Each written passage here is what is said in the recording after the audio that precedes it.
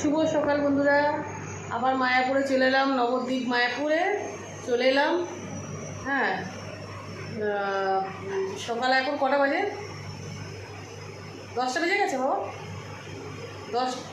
10টা বাজেনি এখনো, কটা বাজে দিচ্ছি। এই যে বন্ধুরা রুম, এখানে একটা সোফা আছে আর এসি রুম নিয়েছি। এই যে এসি চলছে, পাখা চলছে, তারপর ঘর ঠান্ডা হবে। তো এই রুম নিয়ে নিয়েছি। আর এই যে বাইরেটা দোতলার উপরে নিয়েছি আমরা রুমটা।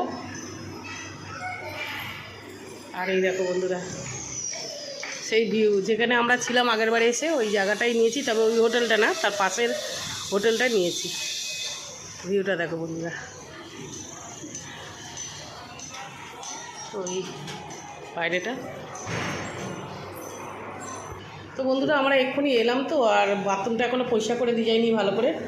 বাথরুমটা এসে পরিষ্কার করে দিয়ে যাবে, এসে বললো পরিষ্কার করে দিয়ে যাবে। এটাই হচ্ছে বাথরুম।